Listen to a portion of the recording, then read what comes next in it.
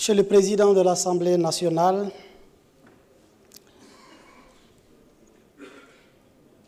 Monsieur le Secrétaire général de l'Assemblée nationale, honorables invités, j'allais dire honorables députés, distingués invités.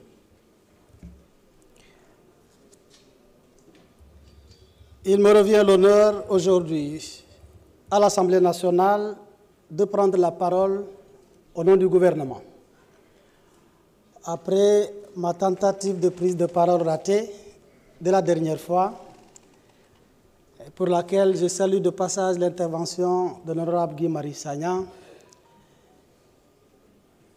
qui s'inscrit dans le cadre de ce changement systémique que j'inscris dans le cadre de Djub Jubal Jubanti et que je prends avec beaucoup de philosophie, même s'il faut accepter qu'il est intervenu pour exercer un droit par appel au règlement, éviter la prolongation au-delà de minuit, même s'il est intervenu, lui, au-delà de minuit, pour empêcher un autre d'intervenir au-delà de minuit. Après cela, je voudrais, à l'entame de mon propos, et au nom du gouvernement, insister sur cet honneur qui nous est fait aujourd'hui de prendre la parole à la fin de l'installation et du bureau et des commissions de l'Assemblée nationale.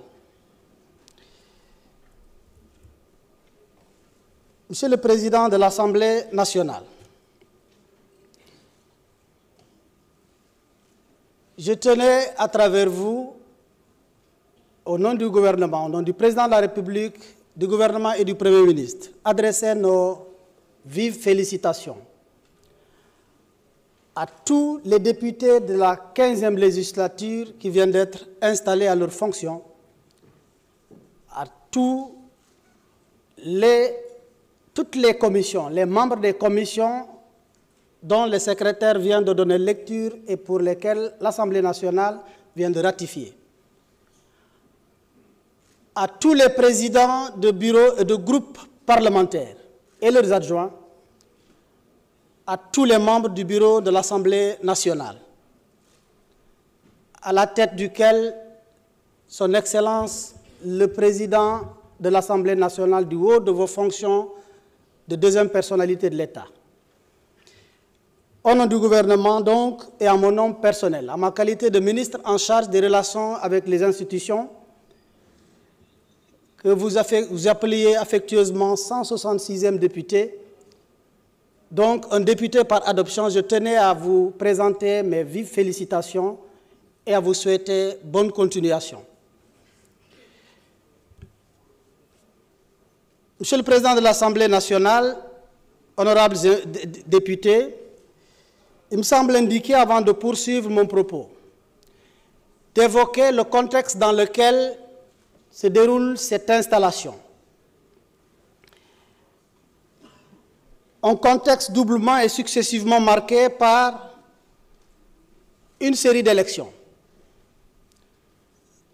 Si nous acceptons que le Sénégal, du point de vue de la forme de l'État, la forme de gouvernance a choisi le système démocratique, nous devons ensemble accepter que l'élection est l'un des baromètres de mesure de l'efficacité et du dynamisme de toute démocratie. Et il est important de rappeler, dans ce contexte-là, que nous venons d'une élection d'abord présidentielle, ensuite des élections législatives. Je voudrais, à partir de ce moment-là, que vous me permettrez de rendre un vibrant hommage à tous les démocrates de ce pays. Oui, notre démocratie, à un moment donné de son histoire, a été secouée, parfois malmenée, et parfois même agressée. Mais elle a tenu, grâce au peuple sénégalais, comme un courageux, comme un résilient. Et l'histoire retiendra qu'en 2000, nous avons un leader qui s'appelle Maître Abdoulaye Wade, à qui nous rendons un vibrant hommage pour ce qu'il a fait pour ce pays. La même histoire que nous avons en partage a aussi retenu qu'en 2012, nous avions le président Macky Sall, qui à un moment donné de rendez-vous de l'histoire a tenu.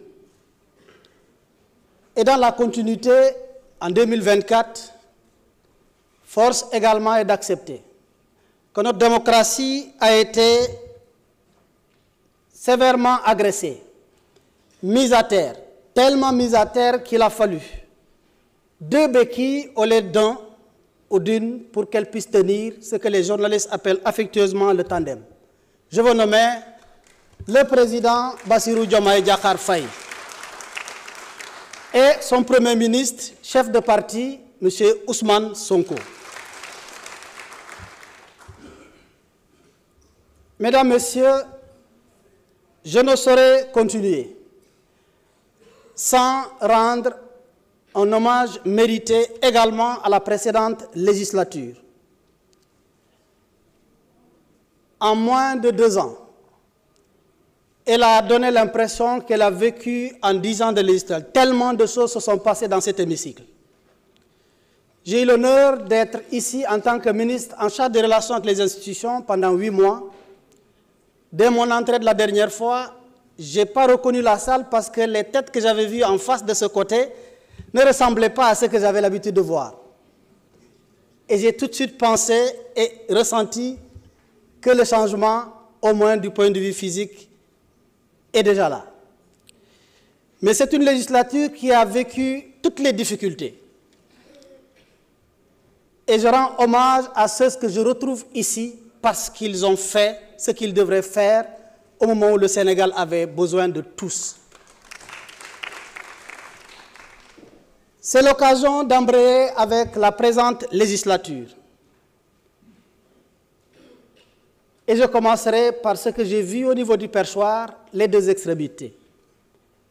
Les sages, les anciens, ancienneté par l'âge, mais aussi ancienneté par l'expérience.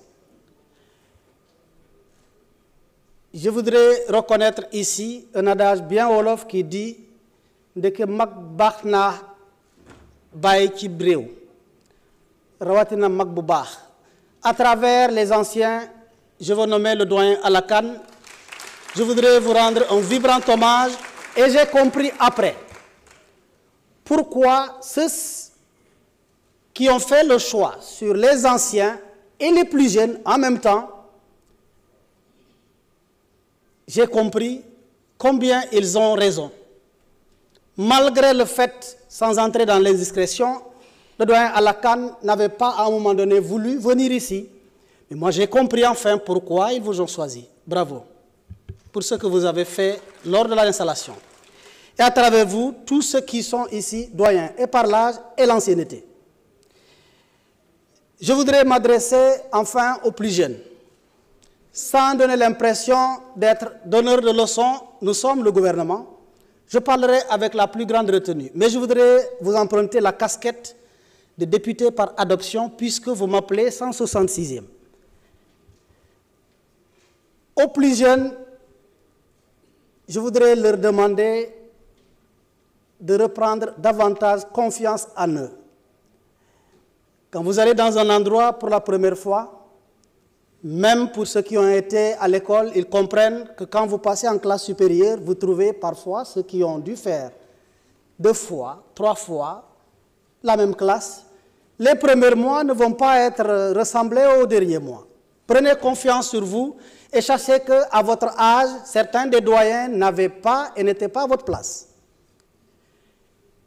Et que dans quelques mois, avec l'appui du président de l'Assemblée nationale en termes de formation, en termes de renforcement de capacité, vous comprendrez que vous êtes appelés à briller. Vous êtes appelés à être les meilleurs dans cette Assemblée nationale. Cela dit, je voudrais que vous me permettiez de rendre un hommage à votre président nouvellement élu. Excellence, Monsieur le Président de l'Assemblée nationale, pour ne plus vous appeler chers collègues, encore moins vous tutoyer. je voudrais vous rendre un hommage pour d'abord ce que vous avez fait au sein du gouvernement et au sein du ministère des Infrastructures, des Transports terrestres et aériens. Je n'ai pas eu l'opportunité de prendre la parole la dernière fois, mais je sais que vous êtes si jeune du point de vue de l'âge, mais l'expérience, l'engagement, l'ambition et surtout l'amour que vous avez pour le Sénégal sera l'aiguilleur qui conduira chacun de vos pas vers le succès. Ce que vous avez réalisé au niveau du ministère des Infrastructures, j'aurais bien aimé parler avant ce qui est survenu ne survienne. Parce que je sens que c'est lourd. Je sais qu'on ne pourra pas remplacer El Malick. On peut simplement le succéder et faire dans la continuation, mais dans l'innovation. Mais vous avez marqué de façon indélébile. Vous avez marqué sous votre magistère, ce ministère de façon indélébile. Et le peuple témoigne, le peuple sénégalais en est témoin. Je sollicite de vous prière, accompagnement, en vous demandant de ne pas décrocher si vite pour que ce qui doit être continué le soit et toutes les rénovations qui s'imposent également le soient. Cela dit, je ne saurais terminer mon propos sans prier un franc succès à la présente législature. Une législature de challenge, une législature d'attente forte pour le peuple sénégalais, une législature d'attente même pour le gouvernement. Nous avons choisi et assumé le devoir de faire des ruptures profondes, un changement systémique. Nous savons que pour ce faire, nous devons nous prendre le courage d'accepter de faire et de subir le mal sur nous-mêmes d'abord, comme ce que nous avons subi la dernière fois à partir des articles clairs évoqués par les députés pour empêcher même un membre du gouvernement solennellement de prendre la parole. C'est à féliciter.